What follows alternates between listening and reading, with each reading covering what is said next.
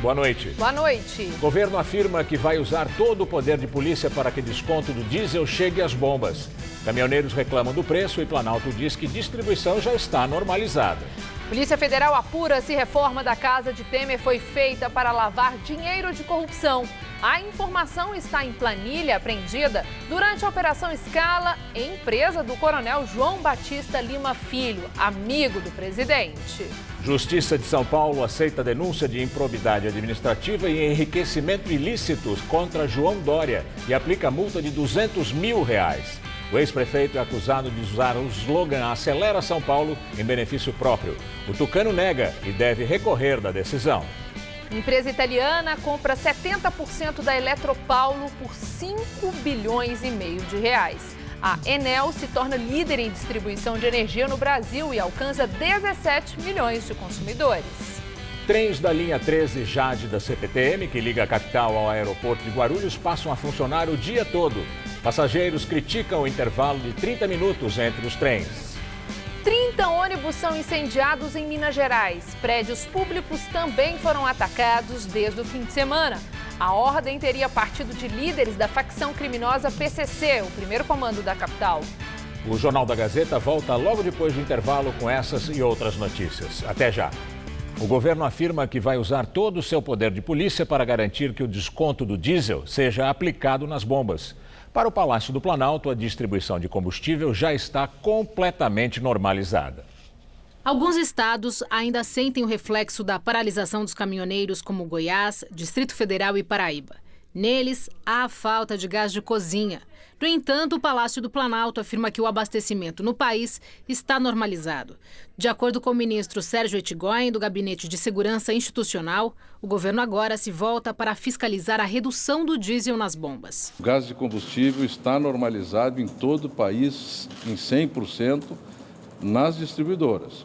Óbvio que existe ainda, é possível que exista ainda alguns pontos que não chegou lá na revenda, onde as pessoas vão comprar, mas ele está normalizado. E o governo, nesse momento, como eu lhes disse, está se reajustando para a fiscalização disso e todo o esforço e todo o poder de polícia que o governo tem será posto no esforço de garantir os 46 centavos, como é previsto. De acordo com o ministro, a garantia da lei da ordem que autorizou o uso das Forças Armadas para desbloquear rodovias não será renovada.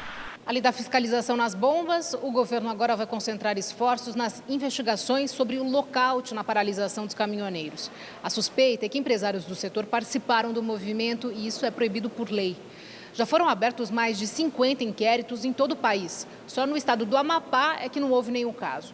Em Caxias do Sul, o dono de uma transportadora foi preso, suspeito de ameaçar caminhoneiros para que eles não voltassem ao trabalho. Os processos contra violência contra caminhoneiros, violência contra pessoas em geral, as ações de sabotagem das linhas férreas e das torres de eletricidade, as investigações continuam, os processos continuam e o governo se empenhará os seus meios para que essas pessoas sejam devidamente levadas à justiça. O preço do diesel já está mais baixo nas bombas aqui em São Paulo. Nossa equipe esteve em alguns pontos da capital e o movimento está menor, alguns postos da capital, e o movimento está menor, mesmo para a compra de outros combustíveis. Neste posto, na Avenida Pacaembu, na zona oeste de São Paulo, o preço do óleo diesel passou de R$ 4,10 para R$ 3,59. Uma redução de 51 centavos, maior até que o valor estabelecido depois das negociações com os caminhoneiros, que foi de 46 centavos. No entanto, não havia placa informando o preço antigo e o novo, como determinado pelo governo. Neste outro posto, na Avenida das Nações Unidas, na Zona Sul, o litro sai por R$ 3,53. Na semana passada estava em R$ 3,99. Eu pus o preço aqui do lado, o preço anterior e o preço atual. Eu recebi ainda preço velho, mas na sexta-feira, devido aos comentários e tal, eu já baixei o preço aqui. E hoje foi que eu vim receber o diesel com o novo preço. Nos locais que nossa equipe percorreu, a procura é baixa. Em uma hora, apenas um cliente abasteceu com diesel. Este motorista já fez as contas de quanto vai economizar por mês. Vou ter uma economia agora de uns R$400. A procura por gasolina e etanol também é pequena. Neste fim de semana, a Petrobras aumentou em 2,25% o preço da gasolina nas refinarias. Em um mês, o combustível acumula alta de 11,29%. Nas bombas, o consumidor sente esta alta.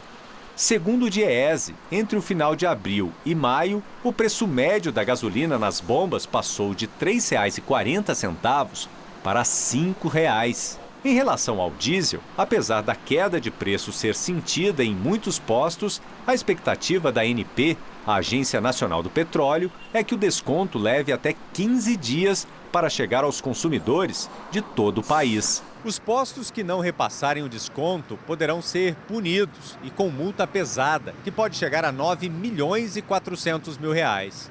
Ter a atividade suspensa temporariamente ou até mesmo a licença cassada.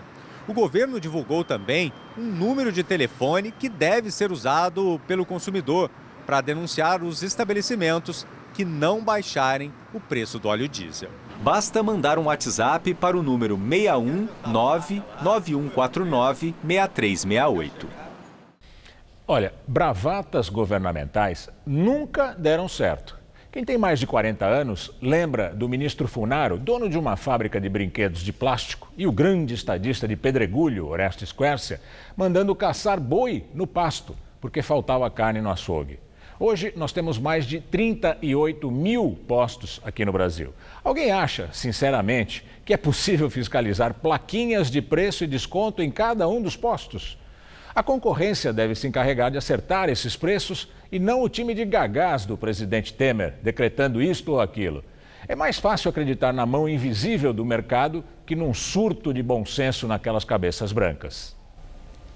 A Câmara dos Deputados pode votar a partir de amanhã o projeto de lei que regulamenta o transporte rodoviário de carga, uma exigência dos caminhoneiros. Entre as regras, o texto estabelece multa para inadimplência do pagamento do frete.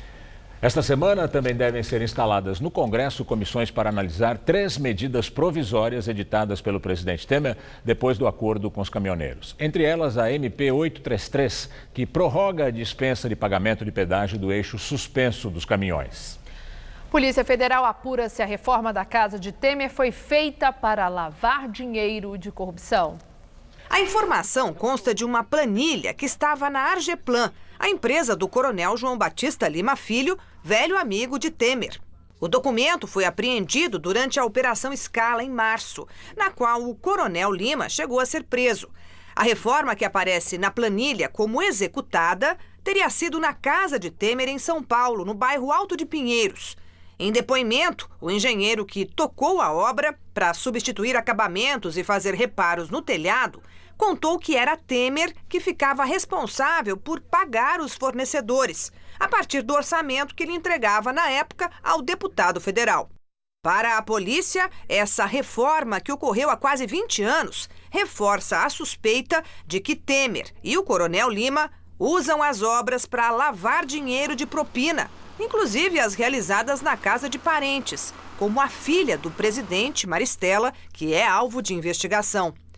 O material faz parte do inquérito dos portos, que apura se o presidente recebeu propina para editar um decreto no ano passado que beneficiou empresas concessionárias do Porto de Santos. O coronel Lima seria o intermediário de Temer. Na casa do sócio do coronel Lima, Carlos Alberto Costa, investigadores teriam encontrado uma bolsa com documentos da Companhia Docas do Estado de São Paulo, a Codesp, e também das empresas Rodrimar e Libra, concessionárias do Porto de Santos. Seria um arquivo morto com contratos e aditivos. Os documentos estariam num quarto de bebê. Segundo o blog da jornalista Andréa Sadi, do G1, a informação está no relatório da PF, que está em sigilo. E em depoimento, um dos sócios do Grupo Libra, o empresário Gonçalo Torrealba, desmentiu o presidente da República. Disse que o coronel Lima pediu a ele uma doação para a campanha de Michel Temer a deputado federal há mais de 10 anos. Por escrito, Temer já tinha negado à Polícia Federal que o coronel aposentado atuasse como arrecadador de recursos em campanhas eleitorais. A última disputa de Temer a uma vaga na Câmara foi em 2006. Em 2010, ele concorreu como vice de Dilma Rousseff. O presidente nega todas as acusações. Vamos ao comentário de Josias de Souza, direto de Brasília. Ele fala da estagnação do governo Temer. Você já deve ter ouvido alguma dessas 3 frases.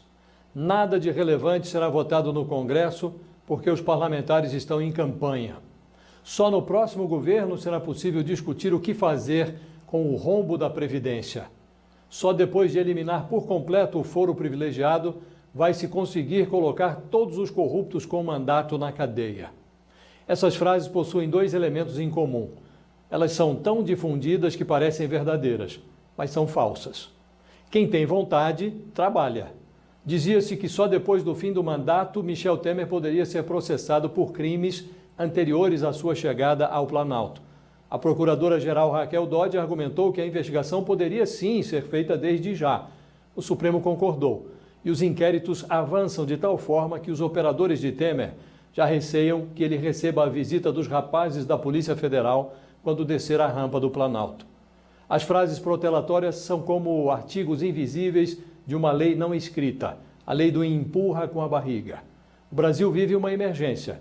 O governo se esfacela, a economia claudica e larápios pedem votos como se nada tivesse sido descoberto sobre eles. Mas o dito poder público aciona a barriga para empurrar o segundo semestre pela janela.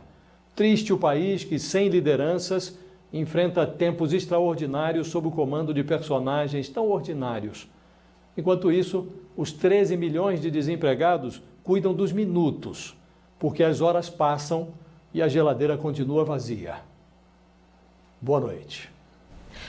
Os debates eleitorais TV Gazeta, Estadão, Rádio Jovem Pan já estão com datas definidas. Os candidatos a presidente da República vão se enfrentar no dia 9 de setembro, a partir das 18 horas, no Auditório Gazeta. E se houver segundo turno, no dia 14 de outubro.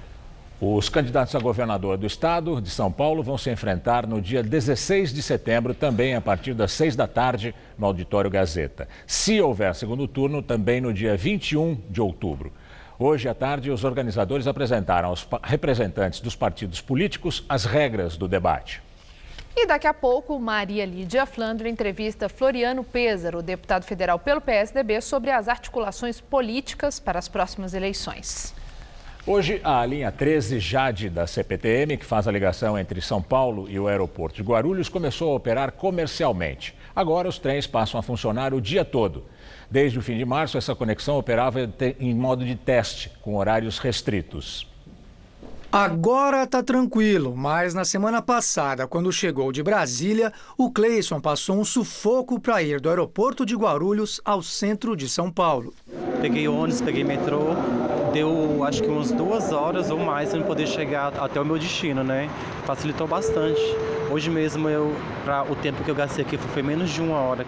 Tudo graças à ampliação do horário da linha 13 Jade da CPTM.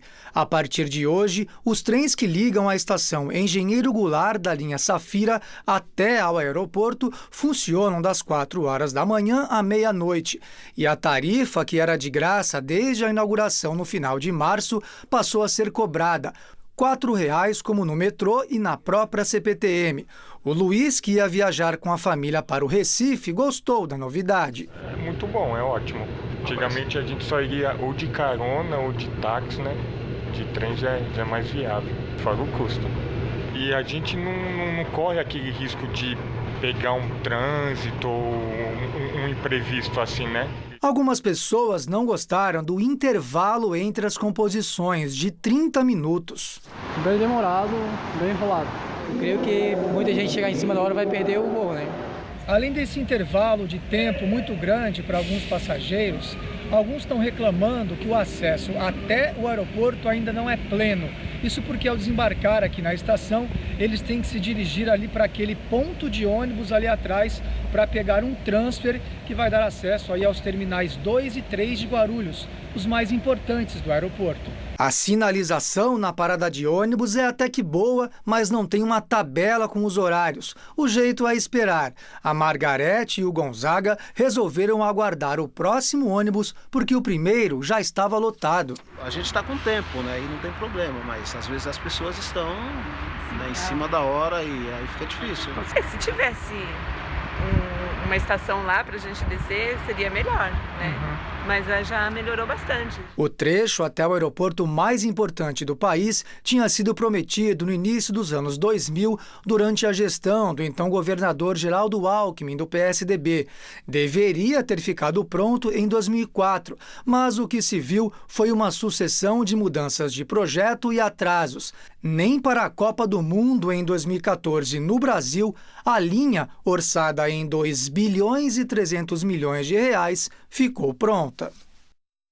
A CPTM informou que até o fim do mês, o intervalo entre os trens deve ser de 20 minutos. A respeito dos ônibus até os terminais, o aeroporto de Guarulhos diz que o traslado opera conforme o horário de funcionamento da CPTM, mas não foram especificados os horários para a saída dos ônibus.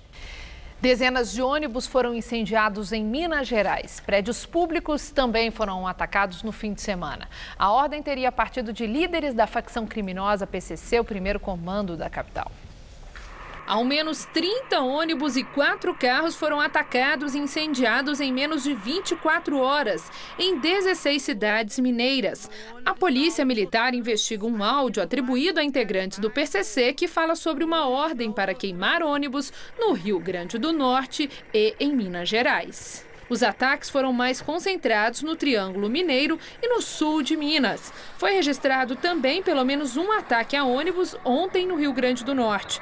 Em Uberaba, o transporte coletivo chegou a ser suspenso para garantir a segurança dos usuários e profissionais.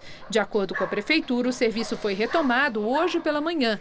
30 pessoas foram presas por suspeita de participação nos incêndios e depredação de locais públicos. 11.578 pessoas foram assassinadas nos primeiros 3 meses do ano aqui no Brasil. Esse levantamento faz parte do Monitor da Violência, uma parceria do site G1 com o Núcleo de Estudos da Violência da USP e também o Fórum Brasileiro de Segurança Pública. Esse número inclui todos os homicídios dolosos, latrocínios e lesões corporais seguidas de morte, que juntos compõem os chamados crimes violentos letais e intencionais, índice por 100 mil habitantes. 3.716 pessoas foram mortas apenas em março. Em comparação a janeiro, houve queda, mas em relação a fevereiro, alta. Os números devem ser ainda mais assustadores, já que 5 estados não informaram ou divulgaram parcialmente estes dados. Destaque negativo para o Rio de Janeiro, com 527 mortes. Logo depois vem Ceará, com 393 assassinatos, e São Paulo, que registrou em março 311 mortes violentas. Em depoimento como testemunha de defesa, o governador do Rio de Janeiro, Luiz Fernando Pezão, do MDB, negou ter conhecimento de favorecimento ao deputado do mesmo partido, Paulo Melo, que está preso em Bangu 8. Ao Tribunal Regional Federal da 2ª Região, Pezão elogiou o parlamentar condenado na Operação Cadeia Velha, um desdobramento da Lava Jato no estado. Ao lado de Paulo Melo, o ex-presidente da Assembleia Legislativa do Rio, Jorge Pitiani, e também o deputado Edson Albertassi, ambos do MDB. São réus no processo que investiga recebimento de propina de empresas do setor de transporte. O ministro do Supremo Tribunal Federal, Edson Fachin, autorizou o juiz Sérgio Moro a ter acesso ao aparelho celular do ex-deputado federal Eduardo Cunha, do MDB, para fazer perícia.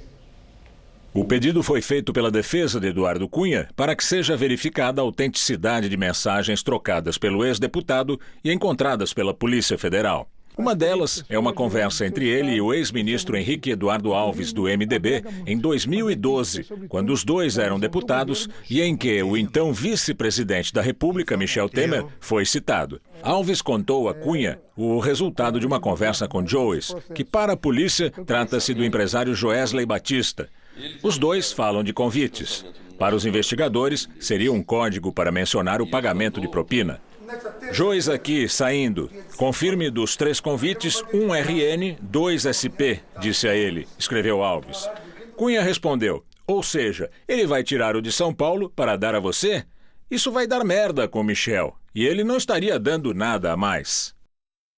A Justiça de São Paulo tornou hoje o ex-prefeito de São Paulo, João Dória, do PSDB, réu no processo que apura a promoção pessoal dele com o uso da marca Acelera São Paulo.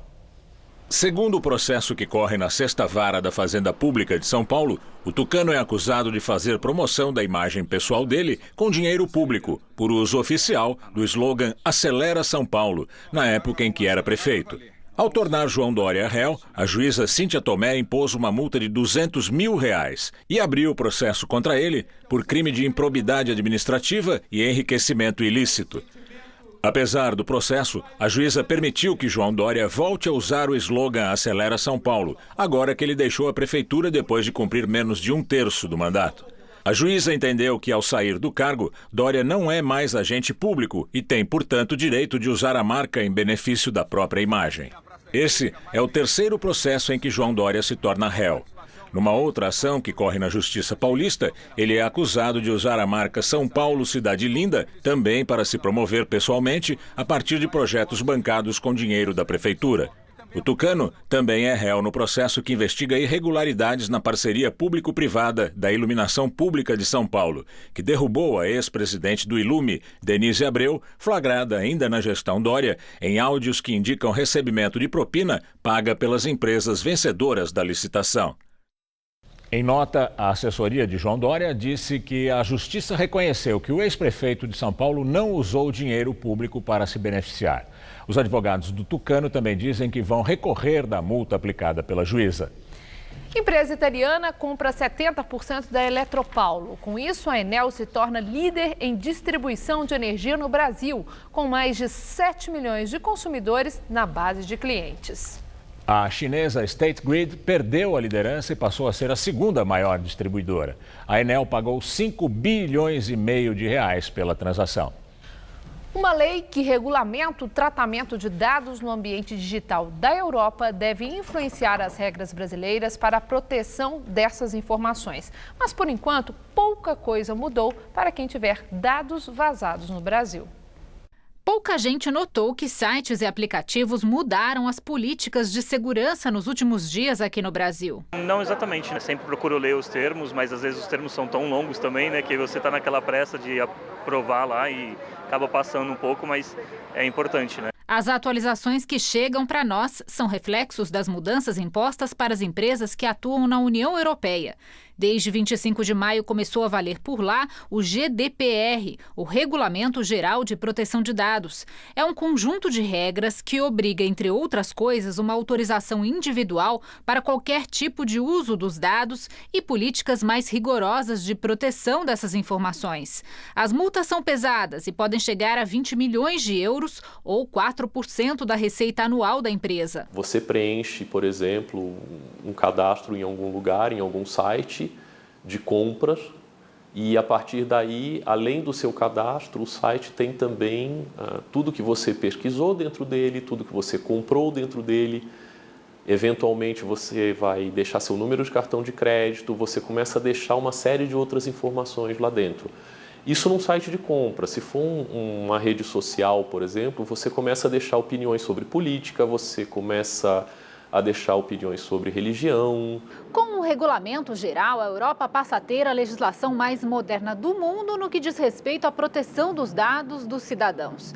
Apesar de aceitarmos as atualizações em aplicativos e sites que operam lá e aqui no Brasil, ainda precisamos de uma legislação nossa para estarmos efetivamente protegidos. Casos recentes de vazamentos mostraram que faltam regras específicas para combater e punir essas práticas. Só nesse ano, milhões de brasileiros foram vítimas. Quase 200 mil clientes do aplicativo de transporte Uber tiveram dados expostos sem autorização. E a Netshoes, empresa de comércio eletrônico, mandou para cerca de 2,5 milhões de consumidores no país um aviso de que os dados deles tinham sido alvos de vazamentos. Na semana passada, a Câmara dos Deputados aprovou um projeto de lei que traz regras sobre o sigilo de dados. O texto segue agora para o Senado. Entre as propostas está a criação da Autoridade Nacional de Proteção de Dados, uma espécie de órgão regulador vinculado ao Ministério da Justiça que aplicará as regras e punições. As discussões sobre a lei ganharam força após a descoberta de vazamentos de dados dos usuários do Facebook envolvendo a Cambridge Analytica, que teriam contribuído para a vitória de Donald Trump nos Estados Unidos. Para o especialista em segurança, mesmo que aprovada agora, a lei ainda não trará efeitos nas eleições brasileiras. A gente está muito perto da eleição. Eu acho que quem tem que trabalhar esses dados já está trabalhando, até porque qualquer lei nesse sentido também tem que dar um tempo para a empresa se adaptar, né? O Facebook agora é acusado de vazar dados de usuários também para dezenas de fabricantes de smartphones. Segundo o jornal New York Times, o Facebook liberou as informações de usuários para cerca de 60 fabricantes de smartphones para que cada um deles adaptasse a versão do aplicativo. Esses acordos começaram há 10 anos. Aqui no Brasil, o mercado piorou as projeções para a economia. De acordo com o relatório Focus do Banco Central, os analistas, na média, prevêem inflação em torno de 3,65% este ano. Na semana passada, a previsão estava em 3,6%. Para o PIB, a previsão média dos analistas de mercado caiu de 2,37% para 2,18% em 2018. O mercado financeiro começou a semana um pouquinho mais animado. O dólar caiu 0,62%, cotado para venda em R$ 3,74. A Bolsa de Valores encerrou essa segunda-feira com alta de 1,73%. As ações da Petrobras tiveram valorização de 8,48%. Vamos ao comentário de economia com Denise Campos de Toledo. O mercado passou por um ajuste técnico hoje, favorecido por um ambiente mais tranquilo no exterior. Aproveitou então para corrigir exageros da semana passada. Mas as incertezas daqui, até no que se refere à Petrobras, ainda podem produzir muita instabilidade, apesar de o novo presidente da estatal, Ivan Monteiro, ser alinhado com a gestão de Pedro Parente. Há uma nítida pressão por mudanças na política de preços. Se pensa, por exemplo, em prazos maiores para os reajustes, alterações do ICMS, por exemplo, dependendo do que vier, se houver possibilidade de perdas financeiras para a empresa ou então se ficar caracterizada a interferência política, a credibilidade da política econômica vai ficar ainda mais arranhada, o que só joga contra o potencial de reação da atividade, que já tem apresentado desempenho pior que se previa, sendo que as projeções de inflação e de PIB só estão começando a incorporar os efeitos da greve dos caminhoneiros. O impacto efetivo virá da capacidade de reação dos vários setores, como agropecuária e indústria, do ritmo de retomada da produção e da oferta. Agora, não podemos esquecer que o calendário joga contra uma reação mais firme da economia nos próximos meses, até no que depende de medidas que tenham de passar pelo Congresso. Estamos perto da Copa do Mundo, depois vem as eleições, são eventos que atrapalham inclusive o consumo, além de reduzir muito a possibilidade de avanços de uma agenda mais produtiva. A agenda cada vez mais comprometida pela própria fraqueza do governo nas negociações com o Congresso. Em meio a um forte jogo político, claro, impulsionado justamente pelas eleições. Nessa desmobilização do Congresso, é preciso considerar também as campanhas políticas e até as festas juninas, que a partir deste mês ajudam a esvaziar mais as sessões. O que temos, portanto, é um cenário não muito animador para a economia, com uma combinação de crescimento menor e inflação maior, pelo menos na comparação com as projeções do começo do ano. 2018 deve prosseguir em marcha lenta, com a inflação só não avançando mais, porque a própria fraqueza da retomada de atividade limita bastante o espaço para reajustes de preços, até para o repasse de aumento de custos. Boa noite. Uma negociação de setembro do ano passado apareceu agora, quando Ivan Monteiro assumiu interinamente a presidência da Petrobras. De acordo com a Comissão de Valores Mobiliários, ele era investigado por ter deixado de divulgar os valores negociados com a venda de 90% de um gasoduto de 2.000 quilômetros da petroleira. Ele então propôs pagar R$200 mil para a CVM encerrar o processo. O juiz da 14ª Vara do Distrito Federal, Valdemar Cláudio de Carvalho, determinou que o Congresso Nacional instaure em até 30 dias uma comissão com poderes de CPI para promover uma auditoria da dívida pública.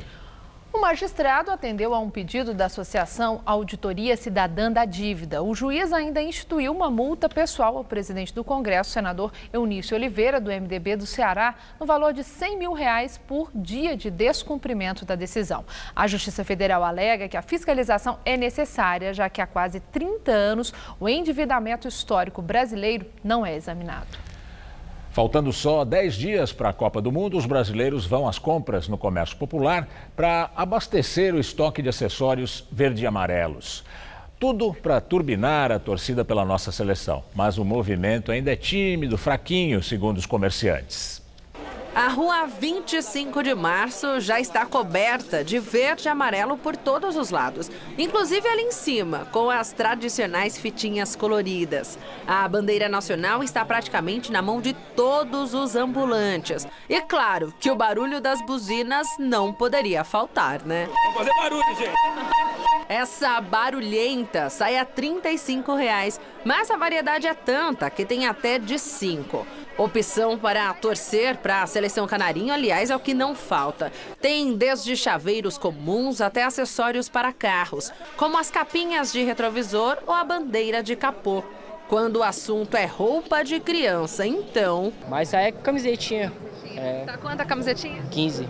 E sai o quê? Neymar? Neymar tá na alta. Nessa loja de esportes, os produtos são originais e por isso tem o preço mais salgado. Camisas oficiais saem a R$ 249 a adulta e R$ 239 a infantil. Camisetas mais em conta são a partir de R$ 30. Basta procurar. A Isis veio de Macapá, Pechinchar. Camisa da seleção brasileira para levar para minha irmã, para minha sobrinha. A loja existe há 26 anos. Para o sócio, João Abdala, as vendas ainda estão fracas. Agora ele espera contar com uma ajudinha da seleção. Caso seja campeão ou vá melhor do que na última Copa, com certeza as vendas vão ser melhores. Mas por enquanto, nessa fase inicial, até ali as quartas, a gente está esperando vendas menores. Torcedor que é torcedor não se contenta só com camiseta não, viu? Ele também se preocupa com a decoração de onde vai assistir o jogo, seja em casa ou no trabalho. E neste ano, a Copa do Mundo coincide com o período da festa junina. Além do balão de São João, os chapéus também aderiram às cores do Brasil. Tanto o modelo cowboy quanto de cangaceiro. Até o milho, que já é verde e amarelo o ano todo, está combinando com a decoração para as duas festas. E os clientes compram de tudo. Bandeira, tudo. Camiseta, tudo. Agora tá chegando, né? Então tem que achar tudo. Tentar achar tudo. A gente teve bastante coisa que sobrou da Copa de 2014, né? Mas muitos material já acabaram. Aí a gente tá repondo. Porque assim, todo dia sai. O pessoal não fica sem levar alguma coisa para comemorar.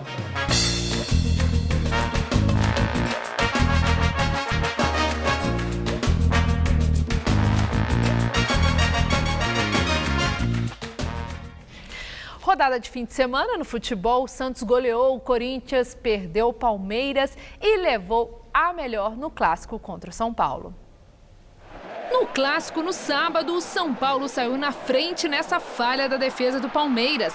Marcos Guilherme estava no lance, mas o gol foi anotado contra Diadu Dracena pelo juiz. O empate dos donos da casa veio com o William após o rebote do goleiro Sidão, 1-1. O William virou o jogo nessa jogada irregular dentro da área do São Paulo, 2-1. O terceiro do Palmeiras aconteceu nesse mergulho do capitão Dudu, que fechou o placar 3-1 no Allianz Parque. No duelo entre Flamengo e Corinthians, no Rio de Janeiro, Diego tocou para Lucas Paquetá bater de primeira, obrigando o Walter a fazer essa grande defesa. No rebote, Felipe Viseu não desperdiçou e marcou o único gol do confronto. Flamengo 1, Corinthians 0, placar final. O Santos recebeu vitória na Vila Belmiro na partida com o maior número de gols do campeonato até aqui. Destaque para o menino Rodrigo, de apenas 17 anos, que marcou 3 vezes ainda no primeiro tempo e ajudou a tirar o time de Jair Ventura da zona de rebaixamento. Santos 5, Vitória 2, placar final. E agora vamos ao comentário de esporte com Celso Cardoso. A seleção brasileira venceu o primeiro dos 2 amistosos previstos como preparação para a estreia na Copa do Mundo da Rússia contra a Suíça, dia 17 de junho. Bom para ganhar confiança, mas longe de ser empolgante. O Brasil encontrou dificuldades contra o bom time da Croácia. Teve problemas no primeiro tempo com a marcação avançada do time adversário, especialmente para criar e finalizar. Foram 5 finalizações na etapa inicial e nada que levasse grande perigo ao goleiro Subasic. William foi o nome de destaque nos primeiros sonolentos 45 minutos. Na etapa final, quando o Neymar entrou em campo, a seleção melhorou seu poder de fogo. Nem tanto pela individualidade do craque, que está de volta depois de 3 meses afastado por causa de uma cirurgia no pé, mas pela formação tática, já que o atacante ocupou o lugar de Fernandinho, atleta de marcação e pouco criativo.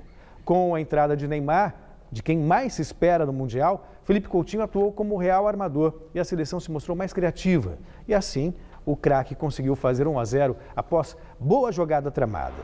Neymar teve o mérito de se livrar da marcação com habilidade num espaço curto e definir com potência e precisão. Típica de um craque essa jogada e que sabe fazer a diferença. Um golaço. O gol deu um certo alívio e quando Firmino marcou o segundo, outro golaço, a partida já estava definida. Foi a 16ª vitória obtida sob o comando de Tite em 20 jogos. Números expressivos, ainda mais se lembrarmos do caos vivido pela seleção antes de ele assumir. Algo extraordinário para um time que nunca empolgou. Ainda se fala na tal Neymar dependência, mas de certo, o poderio brasileiro está na força do conjunto. Menos brilhante que outros times históricos, porém batalhador. É o que temos para hoje, é o que temos para a Copa. Só resta torcer. E depois de um longo período seco, nós começamos a semana com frio, tempo fechado e umidade do ar alta, o que melhorou muito a qualidade do ar. É aquela garoinha típica, né, de São Paulo, mas não tivemos muita chuva, né? Foi apenas alguns chuviscos em pontos isolados. Será que esse friozinho continua amanhã? A Mariana Armentana traz os detalhes pra gente.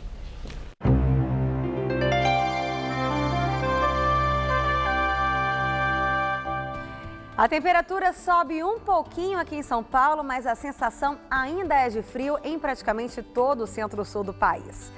Além desse friozinho, áreas de instabilidade provocam chuva amanhã, a qualquer hora, em grande parte da região sul, e as pancadas se estendem até o Rio de Janeiro e o sul de Minas Gerais. O tempo fica bem instável também na costa baiana e entre os estados do Amazonas e Pará e no norte do Maranhão.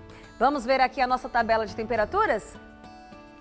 Na capital gaúcha, mínima de 13, máxima de 18 graus. Em Curitiba, mais friozinho, termômetros entre 10 e 16 graus. No Rio, faz até 27. E em Salvador, mesmo com as instabilidades, máxima na casa dos 28 graus. Para São Paulo, o tempo continua nublado com pancadas de chuva. No centro-sul paulista, pode chover a qualquer hora. Já nas outras áreas, o que inclui aqui a capital, as chuvas são esperadas mais a partir da tarde. A máxima ainda não vai passar dos 22 graus em Marília e dos 24 em Presidente Prudente. Já em Ribeirão Preto, a máxima pode chegar aos 28 graus amanhã. E em São José dos Campos, os termômetros vão ficar ali entre 13 e 17 graus apenas. Para a capital, as temperaturas sobem aos pouquinhos, viu? Nessa madrugada teremos mínima de 13 e máxima amanhã à tarde de 22 graus. Aí na quarta-feira o tempo fica firme e a máxima vai aos 23 e na quinta faz até 24. Mas olha, voltam as chances de chuva e até de forma volumosa no período da tarde. Na Guatemala, 38 pessoas morreram na erupção do vulcão de fogo de quase 4.000 metros de altura. A erupção, que começou ontem, foi a segunda só neste ano e a mais violenta desde 1974. O governo guatemalteco estima que há pelo menos 290 feridos e mais de 2 milhões de afetados pelas cinzas. O aeroporto internacional La Aurora está fechado. A coluna de fumaça lançada pelo vulcão de fogo chegou a 10.000 metros de altura. No Rio de Janeiro, o casal Garotinho mantém silêncio durante a audiência em fórum em Campo dos Goitacazes, no norte fluminense. Antônio Garotinho, do PRP, e a mulher dele, Rosinha Garotinho, do Patriotas, ambos ex-governadores do Rio, disseram ter seus direitos de defesa cerceados no interrogatório. Eles são os 2 réus na ação aberta a partir da Operação Caixa d'Água, quando foram presos junto com outras 6 pessoas em novembro de 2017. Na entrevista do dia com Maria Lídia Flandoli, as estratégias de campanha dos candidatos do PSDB. Entrevista o deputado federal do PSDB, Floriano Pêssaro, que já foi vereador em São Paulo e também secretário estadual do Desenvolvimento Social no governo Alckmin. Muito obrigada, deputado. Eu que agradeço, Maria Lídia. Bom, deputada, a greve dos caminhoneiros repercutiu muito, inclusive nas campanhas, e chamou atenção a declaração do candidato Geraldo Alckmin, lá no Rio Grande do Sul, em que ele, ao criticar a demora do governo federal em tomar as providências para que essa greve não se expandisse como aconteceu, ele disse que não foi ele, Alckmin, quem escolheu Michel Temer, e sim o PT que o escolheu quando colocou como vice de Dilma. O que foi isso, Pêssaro? Alckmin quis mostrar que aliança com o MDB, nem pensar? Não, eu acho que nós estamos sempre olhando para frente, mas é preciso deixar claro para aqueles que não, talvez não tenham a memória de quem escolheu o vice da Dilma, que foi o Partido dos Trabalhadores. O Michel Temer era vice da Dilma. Mas, independente disso, é olhar para frente. O governo demorou para agir e mais, o governo demorou para se antecipar aos fatos. Porque, evidentemente, que aquela política de preços da Petrobras não é compatível se somarmos a variação do preço do petróleo internacional, mais o câmbio não é compatível para a forma como nós temos de contratação de fretes no Brasil. É preciso você ter um espaço maior, mesmo respeitando a política de preços, que é importante, é uma commodity internacional, mas dá um prazo maior para que seja majorado aumentos ou reduções de preço do petróleo. Aí essa posição do Alckmin também ficou clara, mas é claro, tudo que se fala em campanha tem um significado que vai além das palavras. Sim. Tem o texto e o subtexto. A minha pergunta aí foi sobre o subtexto. Se uma crítica dura como essa a Michel Temer, a Alckmin estaria sinalizando que a aliança com o MDB, nem pensar. Não, eu acho que a aliança com o MDB pode ser algo viável. Até porque é preciso que nós tenhamos um bom espaço de tempo de televisão, que é fundamental para uma campanha curta de 45 dias, e também porque há pontos positivos que devem ser valorizados nesse curto período de tempo em que o PSDB, inclusive, contribuiu para a governabilidade, né, de forma responsável. Então, eu não vejo isso como um descarte. É só uma lembrança de que a escolha do presidente Michel Temer não foi nossa, mas da nossa oposição. Bom, ainda falando nos significados, nos recados que ficam subentendidos, aqui em São Paulo, na Marcha para Jesus, o candidato ao governo do PSDB, João Dória, esteve lá no palanque e durante todo o tempo, ao lado dele, o candidato à presidência, Flávio Rocha, do PRB. E aí fica, como as imagens também falam, qual era o recado ali? Foi selada a aliança do PRB, apoio à candidatura João Dória. Flávio Rocha, no caso, estando ali ao lado de Dória, pode estar sinalizando que pode ter uma aliança também com a candidatura Geraldo Alckmin, ele vice de Alckmin? Não tenho dúvida, é absolutamente... Não tem dúvida do quê? De que há uma aliança sendo selada. O PRB vindo conosco aqui em São Paulo para fortalecer a candidatura de João Dória, que temos todos trabalhados para que ele e para a presidência. Dê continuidade ao nosso legado, também costura para a presidência. Aliás, o Dória tem contribuído bastante também para a candidatura nacional nossa, do PSDB, a candidatura do Geraldo.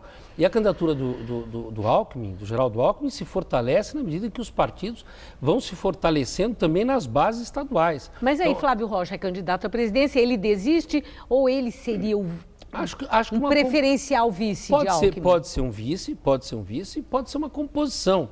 Eu acredito que o vice do governador Alckmin, né, do nosso futuro presidente, deve estar também um olhar mais sobre o eleitorado do Norte, Nordeste, parte de Minas. Mas Flávio Rocha não é de Pernambuco? Então eu acho que contribui para isso. Acho que é uma sinalização, sim.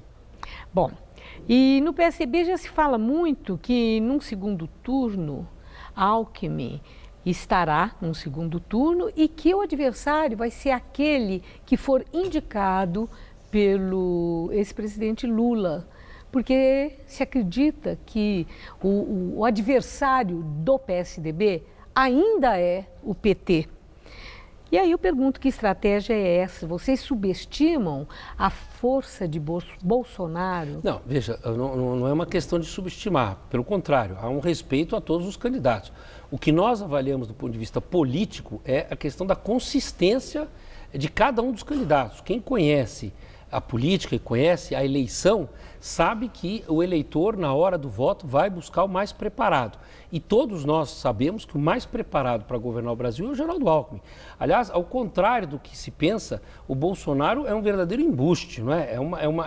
É um sujeito que votou contra em todas as votações importantes do Brasil para a recuperação econômica, como a questão do Plano Real, mas também votou sempre ao lado do PT e ao lado das corporações do Estado, né, contra o interesse público. Então, isso tudo vai se depurando na eleição, vai aparecendo. Eu não tenho dúvida que o Alckmin é o melhor e mais preparado candidato, e tem também o partido que tem talvez a maior capilaridade hoje ao lado do MDB e do PT. Então, a conclusão é de que o PT deverá ter um candidato, e pela própria força partidária será um candidato competitivo, a despeito de toda a barbaridade que o PT deixou no país, e o candidato adversário seria o nosso candidato, Geraldo Alckmin. Né? Então, nós teremos Geraldo Alckmin no segundo turno, nós estamos confiantes disso. O PSDB tem passado momentos que não são fáceis, a Lava Jato atingiu também o PSDB com nomes muito importantes, Aécio Neves, Azeredo, o nome do Serra também aparecendo. E vocês acreditam que vão ter condição de eleger uma bancada expressiva para o Legislativo? Olha, Maria Lídia, há uma geração nova chegando aí. Acho que tem a grande novidade, são pessoas como o meu perfil. Ficha limpa, que já tem mandato e experiência. Eu tenho 31 anos de vida pública, 23 anos como servidor público e ficha limpa. E sou candidato à minha reeleição, sou candidato a deputado federal. O PSDB tem um conjunto de novos parlamentares que, aliás, vieram aqui no seu programa recentemente e que é gente ficha limpa e preparada para assumir esse grande desafio. Então, acho que há uma troca geracional de pessoas que têm um passado limpo e que têm disposição de enfrentar a eleição, falando a verdade e propondo aquilo que nós devemos ter para mudar o Brasil, que é o que nós queremos para o futuro do Brasil. Agora, trazendo aqui para o estado de São Paulo, né, o candidato do PSDB é João Dória. Quem é o grande adversário de João Dória? É Paulo Scaff, conforme mostram as pesquisas, ou Márcio França, o governador, como todo mundo fala, que está com a caneta na mão? Acho que Márcio França, porque tem o governo na mão, e a máquina do governo, por si, é uma máquina que acaba trabalhando para o mandatário, né, aquele que ocupa a cadeira. Mas isso aí não é ilegal? Não, mas é natural que as pessoas que estejam no governo trabalhem para que se permaneça no governo. Não é? É natural, os próprios servidores públicos e outros servidores que façam isso. E podem fazer fora do horário de trabalho. É natural que a máquina pública trabalhe para reeleger. O que eu acho é que nós temos hoje o João Dória, um candidato altamente competitivo, especialmente pelaquilo que vem apresentando no interior de São Paulo e também pelo legado que deixou em São Paulo, num curto espaço de tempo, várias ações, além do próprio atual prefeito, Bruno Covas, que está fazendo uma administração bem reconhecida, né, bem avaliada. Então, tudo isso faz parte de um conjunto que acredito dará a vitória ao Dória. Há um legado do PSDB em São Paulo muito respeitado, especialmente na região metropolitana e no interior. E o PSDB saiu muito bem das últimas eleições municipais. Ganhou em vários municípios aqui da região metropolitana e em cidades importantes do interior do estado. Então, acho que o PSDB está pronto para dar sequência a esse legado, a continuidade de ser o melhor estado do Brasil e levar para o Brasil o Geraldo Alckmin para ser o presidente de todos os brasileiros. Bom, eu tenho aí que é uma questão que é curiosa. Márcio França diz e aliados dele repetem, o próprio filho dele, Caio França, falou isso aqui, que existem aí dois palanques, um que o partido obriga e o outro palanque, que é o palanque do coração. E Márcio França fala, e aliados falam também, que no palanque do coração de Geraldo Alckmin, quem está lá é o governador Márcio França. Isso é conversa com pé e cabeça? Olha, eu não acredito, né? Eu acredito que o Alckmin é um candidato de partido, né? Aliás, o único partido, depois da redemocratização, saiu do MDB e veio para o PSDB, é fundador do partido, é 45, então eu não acredito que possa fazer uma campanha contra a sua própria legenda. Ao contrário, tem uma relação ótima com o governador Márcio França, mas o nosso candidato do PSDB, é João Dória. E todos faremos campanha para João Dória. Agradeço muito sua entrevista. Muito obrigado. Uma boa noite. Boa noite. Gamberini. Um levantamento divulgado hoje revelou que o comércio eletrônico brasileiro deixou de faturar 407 milhões de reais durante os 11 dias da paralisação dos caminhoneiros. Os dados são da Ebit, empresa de informações sobre e-commerce. A estimativa é que pouco mais de 860 mil pedidos deixaram de ser feitos pelos consumidores. Uma queda média diária de 20% nas vendas na comparação com os mesmos dias das semanas anteriores à paralisação. O Procon de São Paulo pode multar 1.400 postos por vender combustíveis a preços abusivos. Desde o dia 24 de maio, com a crise no abastecimento, o Procon abriu um espaço para denúncias. Houve 4.500 registros no estado. No entanto, cerca de 3 mil não têm informações e comprovações suficientes para gerar uma punição. O número de postos multados pode subir porque, por enquanto, não estão contabilizados os estabelecimentos que vendem combustíveis adulterados. O governo da França desmontou hoje mais 2 acampamentos com 1.000 imigrantes em Paris. As famílias, na maioria afegãs, viviam em condições precárias e foram levadas para abrigos da cidade e na periferia de Paris. A remoção desses acampamentos é a 36ª operação organizada na capital nos últimos 3 anos. Um projeto de lei do governo sobre asilo e novas regras de imigração deve ser votado nos próximos meses e vai endurecer as condições de permanência na França. A Bayer, gigante multinacional alemã dos setores farmacêutico e agroquímico, anunciou hoje que comprou por 63 bilhões de dólares a empresa norte-americana de sementes e pesticidas Monsanto. Com a fusão, a marca Monsanto deixa de existir e as duas passarão a ser unicamente Bayer. O fim do nome norte-americano se deve aos protestos durante décadas de ativistas do meio ambiente. O Jornal da Gazeta termina aqui. Essas foram nossas principais notícias. Governo afirma que vai usar todo o poder de polícia para que o desconto do diesel chegue às bombas. Os caminhoneiros reclamam do preço e Planalto diz que a distribuição já está normalizada. Polícia Federal apura se reforma da Casa de Temer foi feita para lavar dinheiro de corrupção. A informação está na planilha apreendida durante a Operação Scala, empresa do coronel João Batista Lima Filho, amigo do presidente. Justiça de São Paulo aceita denúncia de improbidade administrativa e enriquecimento ilícito contra João Dória e aplica multa de R$200 mil. O ex-prefeito é acusado de usar slogan "Acelera São Paulo" em benefício próprio. Dória nega e deve recorrer da decisão. Empresa italiana compra 70% da Eletropaulo por 5 bilhões e meio de reais. A Enel se torna líder em distribuição de energia no Brasil e alcança 17 milhões de consumidores. Trens da linha 13 Jade da CPTM, que liga a capital ao aeroporto de Guarulhos, passam a funcionar o dia todo. Passageiros criticam o intervalo de 30 minutos entre os trens. A edição de hoje pode ser vista no site do Jornal da Gazeta. Mais notícias sobre a paralisação dos caminhoneiros em nossa edição das 10. Boa noite. Boa noite e até amanhã.